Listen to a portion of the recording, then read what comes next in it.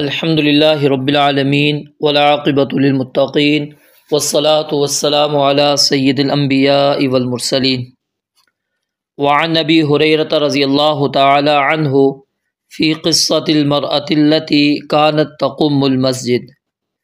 سیدنا ابو ہریرہ رضی اللہ تعالی عنہ سے روایت ہے، فی قصۃ المرأۃ، اس عورت کے بارے میں، التی جو کانت تھی، تقم المسجد، مسجد کی جھاڑو دیا کرتی تھی، یعنی مسجد میں صفائی کیا کرتی تھی۔ مسجد کے اندر جو غبار ہوتا، بھوسا وغیرہ ہوتا، لکڑیاں وغیرہ ہوتی تھی، اس کو وہ جھاڑو کے ذریعے سے باہر لایا کرتی تھی۔ اور یہ خاتون سیاہ فام تھیں اور ان کا نام ام محجن رضی اللہ تعالی عنہا تھا۔ فی قصۃ المرأۃ التی، اس عورت کے بابت بیان کرتے ہیں سیدنا ابو ہریرہ جو مسجد کے اندر جھاڑو دیا کرتی تھی۔ قال، فرماتے ہیں، فسأل عنہا النبی صلی اللہ علیہ وآلہ وسلم، کہ اس کے متعلق نبی مکرم صلی اللہ علیہ وآلہ وسلم نے سوال کیا، پوچھا صحابہ کرام رضوان اللہ علیہم اجمعین سے۔ فقالوا، تو صحابہ کرام رضوان اللہ علیہم اجمعین نے کہا، ماتت، وہ عورت فوت ہو چکی ہے۔ فقال، آپ علیہ الصلاۃ والسلام نے فرمایا، افلا کنتم آذنتمونی، تم نے مجھے اطلاع کیوں نہ دی، تم نے مجھے اطلاع کیوں نہیں دی؟ فکأنہم، گویا کہ انہوں نے صغروا امرہا، اس کے اس وفات کے معاملے کو معمولی خیال کیا۔ صغروا، معمولی خیال کیا، حقیر خیال کیا، چھوٹا خیال کیا، امرہا، اس کے وفات کے معاملے کو۔ فقال، تو آپ علیہ الصلاۃ والسلام نے فرمایا، دلونی، مجھے بتلاؤ، مجھے بتاؤ، علی قبرہا، اس کی قبر، میری رہنمائی کرو اس کی قبر پر۔ یہ الفاظ اس بات پر بھی دلالت کرتے ہیں کہ نبی علیہ الصلاۃ والسلام غیب کا علم نہیں رکھتے۔ اگر آپ رکھتے ہوتے تو آپ صحابہ سے سوال بھی نہ کرتے اور پھر آپ یہ بھی نہ کہتے کہ مجھے اس کی قبر بتلاؤ۔ فدلوہ، تو انہوں نے آپ علیہ الصلاۃ والسلام کو اس کی قبر بتلائی۔ فصلی علیہا، تو نبی مکرم صلی اللہ علیہ وآلہ وسلم نے اس قبر پر کھڑے ہو کر اس عورت کی نماز جنازہ ادا کی۔ متفق علیہ، یہ بخاری اور مسلم کی روایت ہے۔ وزاد مسلم، اور امام مسلم رحمۃ اللہ علیہ نے اتنا اضافہ نقل کیا ہے، ثم قال، پھر آپ علیہ الصلاۃ والسلام نے فرمایا، ان هذه القبور، بے شک یہ قبریں، مملوءۃ، بھری ہوئی ہیں، ظلمتاً، اندھیروں سے، علی اہلہا، قبر والوں پر، یعنی اہل قبور پر یہ قبریں اندھیروں سے بھری ہوئی ہیں۔ وَإِنَّ اللَّهَ، اور بے شک اللہ تعالی، يُنَوِّرُهَا، اس کو روشن کر دیتا ہے، لہم، ان کے لیے، بِصَلَاتِي عَلَيْهِمْ، میری نماز پڑھنا ان پر، یعنی میری نماز پڑھنے سے اللہ رب العالمین ان کی قبروں کو روشن کر دیتے ہیں۔ اس حدیث مبارکہ کے اندر کئی مسائل مذکور ہیں۔ ایک مسئلہ تو رسول مکرم صلی اللہ علیہ وآلہ وسلم کے متعلق یہ موجود ہے کہ آپ علیہ الصلاۃ والسلام عالم ما کان وما یکون نہیں ہیں۔ آپ غیب کا علم نہیں رکھتے، آپ صرف غیب کے بارے میں اتنا ہی علم رکھتے ہیں جتنا اللہ تعالیٰ آپ کو بیان کر دے، اس کے علاوہ آپ کو علم نہیں ہے۔ اور اگر آپ غیب کا علم رکھتے ہوتے تو نبی علیہ الصلاۃ والسلام صحابہ کرام رضوان اللہ علیہم اجمعین سے یہ کہتے ہی نہیں کہ وہ عورت جو مسجد کی صفائی کیا کرتی تھی، مسجد میں جھاڑو دیا کرتی تھی، وہ کہاں ہے؟ پھر جب اطلاع دی گئی، بتلایا گیا، پھر آپ نے اگلا سوال کیا، اس کی قبر کہاں پر ہے؟ قبر کے بارے میں مجھے بتلاؤ۔ تو یہ الفاظ اس چیز کو واضح کر دیتے ہیں، کلیئر کر لیتے ہیں کہ نبی علیہ الصلاۃ والسلام غیب کا علم نہیں رکھتے۔ اور دوسرا، اس حدیث مبارکہ سے نبی علیہ الصلاۃ والسلام کی غریبوں کے ساتھ محبت، اس کا ثبوت ملتا ہے کہ آپ علیہ الصلاۃ والسلام اپنے ہر کارکن، چاہے وہ مرد ہو چاہے عورت ہو، دونوں سے آپ کا کس قدر تعلق اور لگاؤ تھا کہ اگر وہ نظر نہیں آتے تھے تو نبی علیہ الصلاۃ والسلام ان کے متعلق سوال کرتے، صحابہ کرام رضوان اللہ علیہ مجمعین سے پوچھا کرتے تھے۔ اور تیسری بات کہ مسجد کو صاف ستھرا رکھنا، مسجد کو پاک رکھنا، یہ ہر مسلمان کی ذمہ داری ہے۔ ہر ایک کے اوپر لازم ہے کہ مسجد کو صاف ستھرا رکھے اور پاک رکھے۔ اور صفائی جھاڑو سے بھی کی جا سکتی ہے اور کپڑے سے بھی کی جا سکتی ہے، لیکن شرط یہی ہے کہ جس چیز سے آپ صفائی کر رہے ہیں وہ پاک ہونا ضروری ہے۔ یہ نہ ہو کہ وہ ناپاک ہو اور پھر آپ اس سے مسجد کی صفائی کریں۔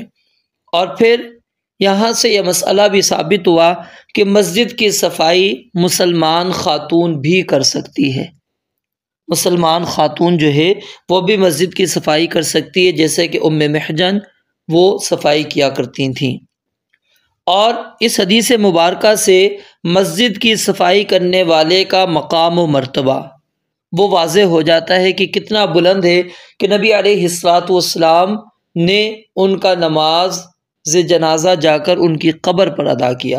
اور صحابہ کرام نے کیا ہے، فَكَأَنَّهُمْ صَغَّرُوا أَمْرَهَا، انہوں نے تو اس کے معاملے کو شاید بڑا ہی معمولی سمجھا تھا، لیکن نبی علیہ الصلاۃ والسلام نے اس کی اس عظمت کو واضح کیا کہ یہ مسجد کی صفائی کیا کرتی تھی، اللہ کے گھر کی صفائی کیا کرتی تھی، اس کا مقام اور مرتبہ معمولی نہیں ہے، یہ بلند مقام والی ہے، بلند مرتبے والی ہے۔ کیونکہ یہ اللہ کے گھر کی صفائی کر رہی ہے۔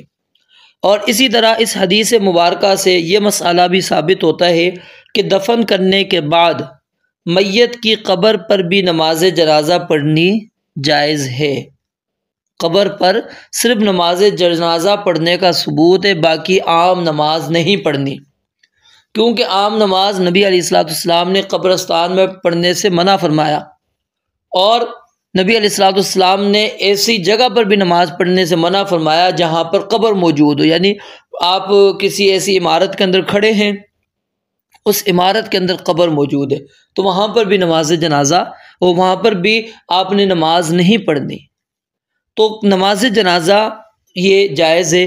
اور یہاں سے یہ مسئلہ بھی یعنی کہ سمجھ لینا چاہیے کہ جو احباب اپنے کسی عزیز کے نماز جنازہ میں شریک نہیں ہو سکے کسی وجہ سے، تو وہ جب آتے ہیں تو وہ اس کی قبر پر جا کر جنازے کی نماز پڑھ سکتے ہیں، چاہے وہ کئی دنوں کے بعد ہو، کوئی مسئلہ نہیں ہے۔ جیسا کہ براء بن معرور رضی اللہ تعالی عنہ وہ فوت ہو گئے، اور نبی علیہ الصلاۃ والسلام ان کی وفات کے وقت مکہ مکرمہ میں موجود تھے۔ جب آپ واپس آئے 1 مہینے کے بعد، تو نبی علیہ الصلاۃ والسلام نے ان کی قبر کے اوپر آ کر نماز جنازہ پڑھی۔ تو یہ دلیل ہے کہ اگرچہ نماز جنازہ پڑھ لی گئی ہو تو اس پر دوبارہ نماز جنازہ پڑھی جا سکتی ہے، جیسے کہ صحابہ کرام نے اس کی نماز جنازہ پڑھ لی تھی، دفنا دیا تھا، نبی علیہ الصلاۃ والسلام نے بعد میں جا کے نماز جنازہ پڑھی، اور پھر صرف آپ نے نہیں پڑھی، آپ کے ساتھ صحابہ نے بھی پڑھی۔ تو یہاں سے یہ مسئلہ بھی اچھی طرح سمجھ لیجئے کہ اگر کسی بندے نے 1 مرتبہ نماز جنازہ کسی میت کا پڑھ لیا ہے تو دوبارہ بھی پڑھ سکتا ہے۔ ہمارے ہاں اکثر طور پر دیکھنے میں یہ آتا ہے، جب ایک میت کو ایک علاقے سے دوسرے علاقے کی طرف تدفین کے لیے لے جانا ہوتا ہے تو پھر اعلان کیا جاتا ہے کہ جی جو لوگ وہاں پر شریک ہوں گے وہ یہاں پر نماز جنازہ نہ پڑھیں۔ حالانکہ یہ بات درست نہیں ہے، وہ ادھر بھی جنازے کے اندر شریک ہوں اور وہاں بھی جنازے کے اندر شریک ہو جائیں، دونوں جگہ پر نماز جنازہ پڑھ سکتے ہیں، کیونکہ ایک میت پر کئی مرتبہ نماز جنازہ پڑھنا وہ بھی اس کا بھی ثبوت موجود ہے، اور پھر اسی طرح ایک شخص وہ کئی مرتبہ نماز جنازہ پڑھ سکتا ہے، اس کی دلیل یہ حدیث مبارکہ بھی موجود ہے۔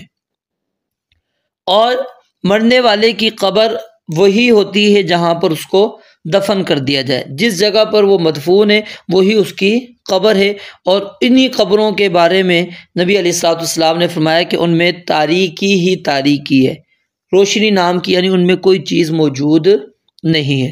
وہ پھر کیا ہوتی ہے؟ نبی علیہ السلام ان پر نماز پڑھتے ہیں تو اللہ رب العالمین آپ کی نماز پڑھنے کی وجہ سے ان کے اندر روشنی کر دیتے ہیں، اور یہ ذمہ داری اللہ تعالیٰ نے اب ہماری اہل ایمان کی لگائی ہے کہ ہم مسلمان بھائیوں کی نماز جنازہ میں شریک ہوں اور ان کے لیے اخلاص کے ساتھ دعا پڑھیں، اخلاص کے ساتھ اللہ تعالیٰ کے ہاں سفارش کریں کہ اللہ تعالیٰ اس بندے کی مغفرت کرے، اللہ تعالیٰ ان کی اخروی منازل جو ہیں ان کو اللہ تعالیٰ آسان فرمائے، اس کے اندر اللہ تعالیٰ ان کو ثابت قدمی دے، اعلیٰ علیین کے اندر ان کو مقام دے، انبیاء، صدیقین، شہداء، صالحین کا ساتھ اللہ رب العالمین ان کی رفاقت ان کو نصیب کرے۔ تو یہ اس طرح کی دعائیں کرنا یہ اہل ایمان کے اوپر لازم ہے کہ اپنے مسلمان بھائیوں کے نماز جنازہ کے اندر بھی شریک ہوں اور ساتھ میں ان کے لیے کیا ہے دعا بھی کریں۔ اور اس حدیث کے اندر ایک اور چیز جو ہمیں قابل غور ہے وہ کیا ہے کہ ان هذه القبور مملوءۃ ظلمۃ علی اہلها، اس چیز کو مد نظر رکھنا چاہیے کہ وہاں پر تاریکی ہی تاریکی ہے، اندھیرا ہی اندھیرا ہے، وہاں روشنی نام کی چیز نہیں ہے۔ تو وہاں روشنی کیا ہوگی؟ ہمارے اعمال صالحہ ہوں گے، نیک اعمال ہوں گے۔ اگر ہم نیک اعمال کر کے جائیں گے تو یقیناً ہماری قبر منور ہوگی، ہماری قبر روشن ہوگی، ہمارے بعد ہمارے لیے دعا کرنے والوں کی دعا ہمیں فائدہ دے گی۔ اگر میرا عقیدہ درست نہ ہو، میرا عمل سنت کے مطابق نہ ہو تو میرے بھائیوں پھر پیچھے سے جتنی بھی دعا کرنے والے موجود ہوں مجھے کسی قسم کا کوئی فائدہ نہیں پہنچے گا۔ اس چیز کو ہمیں اس جملے کو اپنے سامنے رکھنا چاہیے کہ ان هذه القبور مملوءۃ ظلمۃ علی اہلها، کہ وہ اندھیروں سے بھری ہوئی ہے، اور اللہ رب العالمین اس اندھیروں سے کس کو نکالتا ہے؟ جو ان کے لیے پھر دعائیں کرتے ہیں، یا ان کے پاس خود کے اعمال صالحہ ہو اور اس کے بعد پھر جو ان کے دیگر مسلمان بھائی ہیں بہنیں ہیں وہ ان کے لیے دعائیں کرتی ہیں کہ اللہ تعالیٰ اس کی مغفرت کرے، تو اللہ تعالیٰ پھر اس کو معاف کرتے چلے جاتے ہیں۔